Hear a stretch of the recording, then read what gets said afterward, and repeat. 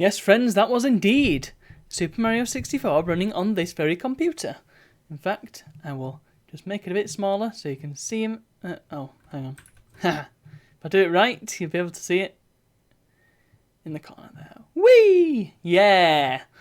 As if you've not seen enough Super Mario 64 from this channel. Anyway, this side, isn't it? We have working capture card now. Isn't that exciting, everybody? So this is the output from my Elgato. No, not the Elgato. It's from the Blackmagic Decklink. I think I keep getting Blackmagic and Elgato mixed up because cats and Blackmagic kind of go hand in hand for me. Anyway, Blackmagic Decklink mini recorder. So it's the original Decklink, or rather the original Decklink mini recorder. There's now a HD version and a 4K version as well. But I got it off eBay. It was cheaper than the Elgato anyway, which is my previous capture card, and it works really damn well. One slight problem you may have noticed already is the fact that there ain't much in the way of audio from there. And if I was to turn on my PS2 and we were to switch to that, potentially we might have audio from that. Need to test it out, so that's what we're doing right here, right now, apparently.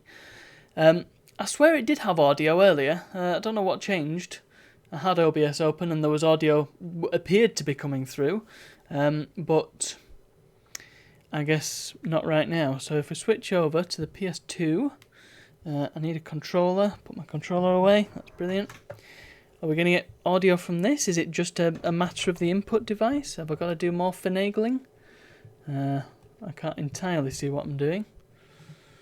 Maybe I can work it out.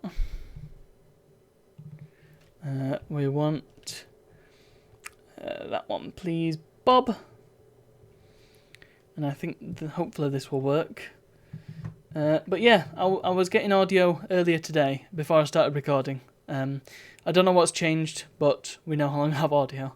So that's something I've got to work out. However, the rest of it, I am really impressed. I've had to do a bit of faffing around to get both the colours and the video to show up right, because the thing with the Decklink is it's professional video equipment. And then you get errors like that. I don't know why that's happening. Good grief. Like I said, we're diagnosing it live, everybody. This is what's happening. See,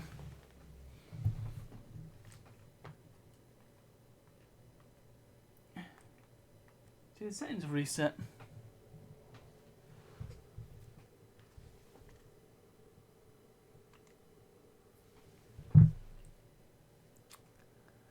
Because it's professional grade equipment, the it's not quite as easy to set up as the consumer stuff that I was using before, and that is because there's a lot more to it, if that makes sense. So rather than it just taking whatever video signal I shove in and doing what it can with it, and not being a bit of a black box otherwise, this thing seems to be the opposite. It's kind of like, it'll take whatever you give it, it'll just, you need to make sure you give it the right thing. Because it's broadcast quality stuff.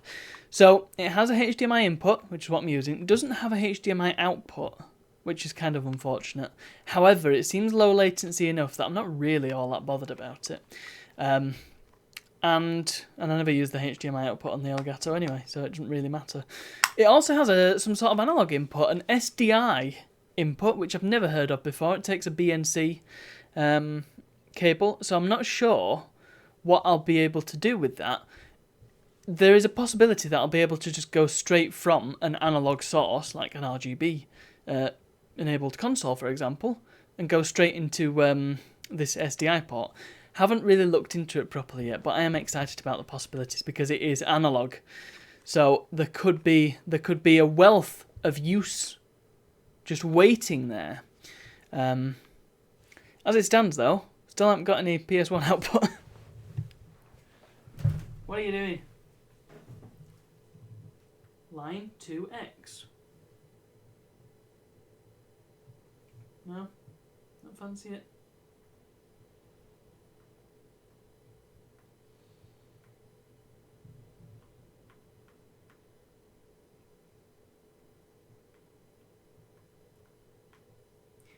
don't really understand this. This was working earlier.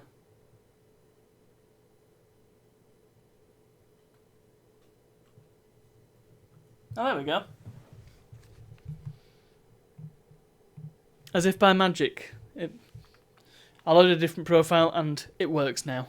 So I'll just make that full screen and you'll be able to see. I mean, maybe it's just me, but that looks so much more crisp than it did on the Elgato. And you'd think it would make a difference because surely it's taking the same input and doing the same thing with it.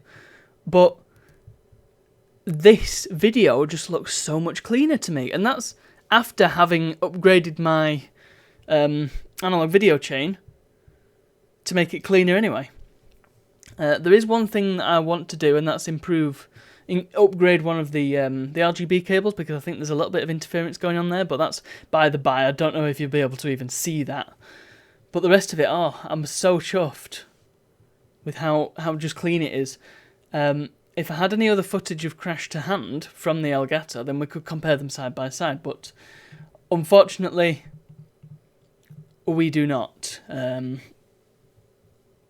Just switched operating systems and everything's kind of neither here nor there, so that's where we're at the moment.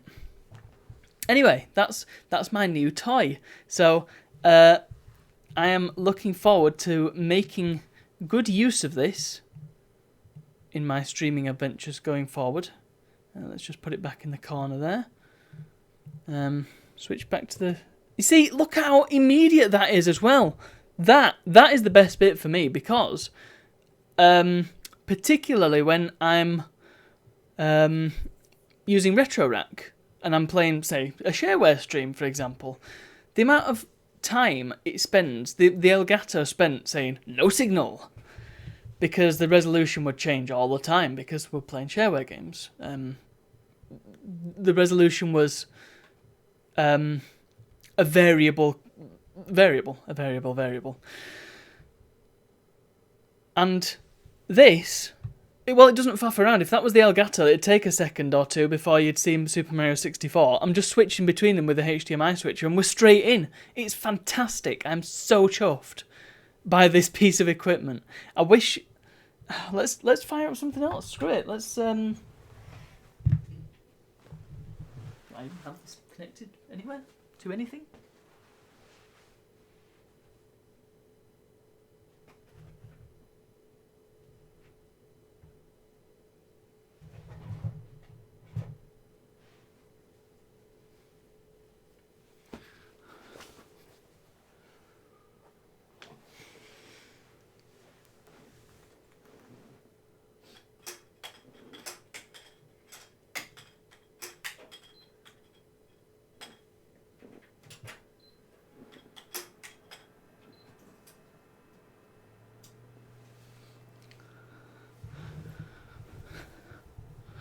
Let's get the old Windows 98 computer going and just see what that looks like. I mean, I might have to faff about with the settings again, but if it works first time, then I'll be very impressed. I don't think it will, but switch to input 3. Not getting a great deal out of that. Yeah, I'll probably need to faff about with it and make sure it's transmitting the right thing for the capture card to take. But channel 1. Well, it's not exactly perfect. I understand this. Like I said, new system, new stuff, so it's all up in the air at the minute. And it's possible that it's trying to fight over the inputs now, so whatever, let's just go back to Mario 64. That works. That works great. Anyway, I'll stop now before I go over. So thank you very much for watching, and I'll see you all tomorrow.